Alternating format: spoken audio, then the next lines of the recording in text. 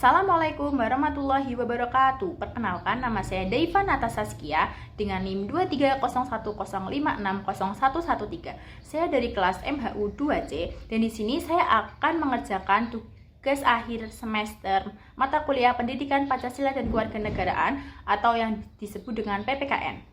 Di sini saya akan menjelaskan beberapa materi yang telah saya dapatkan dan saya cari sendiri, yaitu tentang peran Pancasila dalam menghadapi tantangan di era globalisasi, dan yang kedua itu adalah demokrasi dalam kehidupan berbangsa dan bernegara, dan yang ketiga ada kebebasan berpendapat di muka umum, dan yang selanjutnya itu yang terakhir ada korupsi dan penegakan hukumnya.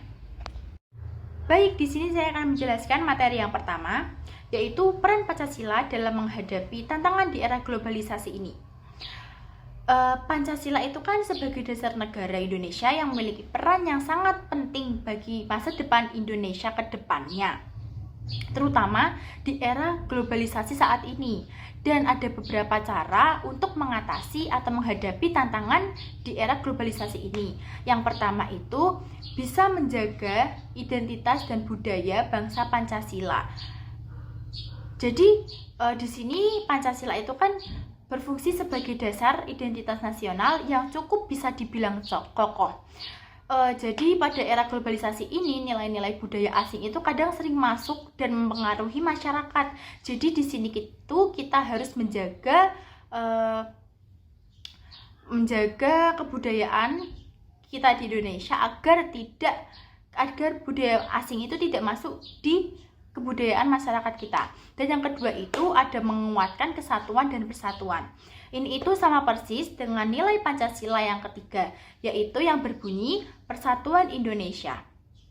Itu sangat penting untuk menghadapi tantangan di era ini, di era globalisasi ini. Karena dengan kesatuan dan persatuan ini bisa menghindari atau menghilangkan tantangan di era globalisasi ini. Dan yang selanjutnya itu adalah mendorong keadilan sosial.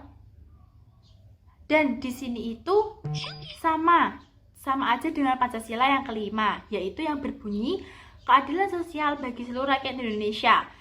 Jadi ini tuh bisa dinyatakan bahwa semua itu harus adil terhadap sesama manusia, dari yang derajatnya rendah atau yang derajatnya paling tinggi. Dan yang selanjutnya itu ada mengembangkan etika dan moral.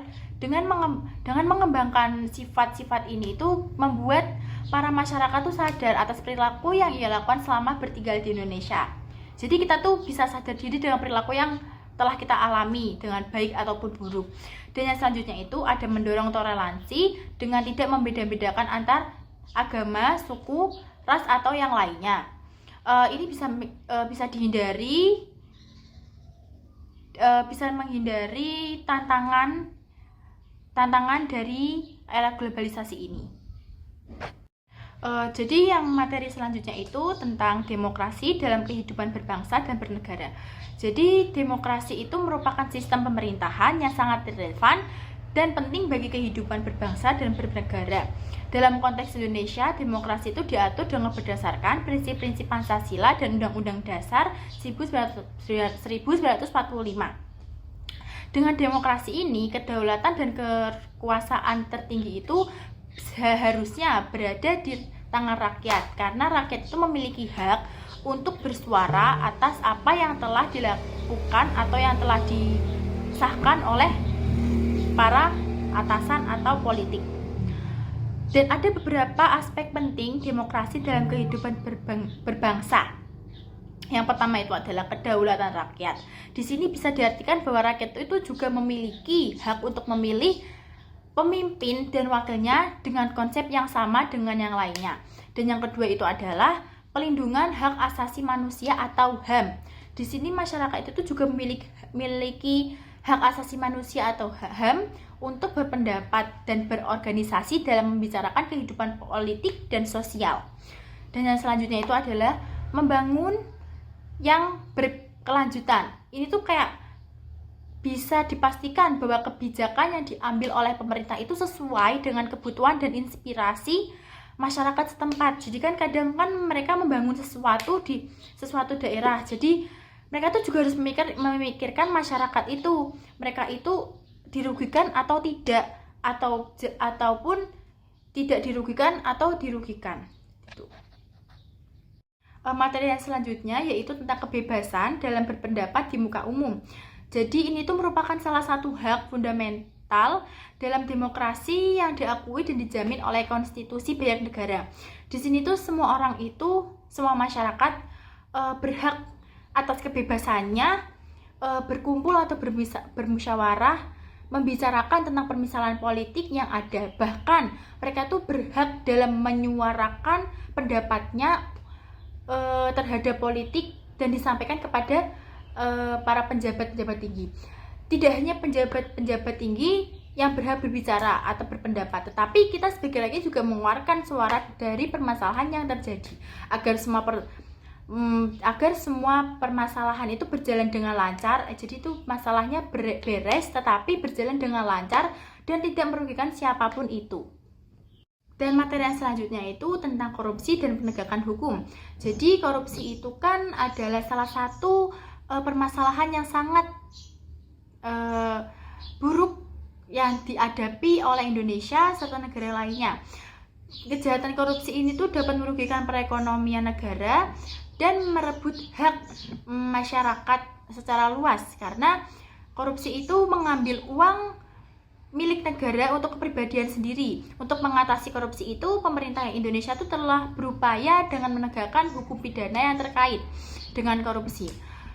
Penegakan hukum itu menjadi syariat mutlak dalam menciptakan negara yang makmur dan aman. Upaya penegakan hukum korupsi di Indonesia itu diatur dalam beberapa undang-undang nomor 30 tahun 2002 tentang KPK.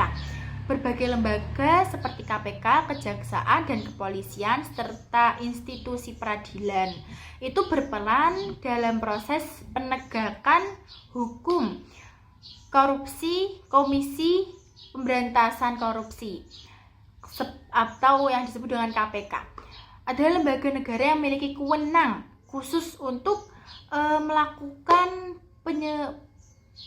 penyelidikan, penuntutan, dan penyadapan dalam kasus korupsi. KPK itu dibentuk untuk membantu proses penegakan hukum di Indonesia dan memiliki wewenang yang independen dari pengaruh kekuasaan manapun itu. Jadi hukuman yang diberikan oleh koruptor atau orang yang korupsi itu harus sama dengan apa yang telah dia lakukan. Seperti dia semisal korupsi sebesar 2M. Jadi barang-barang mereka itu harus disita sebanyak sekian. Kalau bisa harus ada denda yang lebih banyak. Dan menurut saya di Indonesia itu hukuman koruptor itu harus hukuman mati, karena namanya kejahatan tentang harta itu orang-orang itu pasti mencari terus dan akan berulang-ulang. Jadi selama dia melakukan satu kesalahan korupsi itu, dia tuh pasti akan melakukan kesalahan itu kembali, karena itu adalah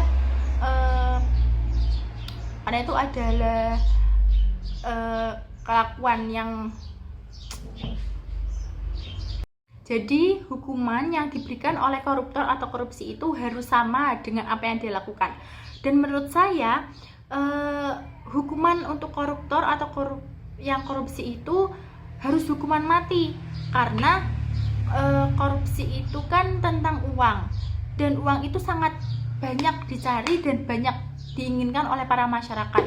Jadi untuk mengurangi para koruptor, kita harus memiliki hukuman mati agar mereka tuh lebih takut dengan hukumannya. Jadi mereka kalau mau melakukan korupsi itu mereka tuh pikir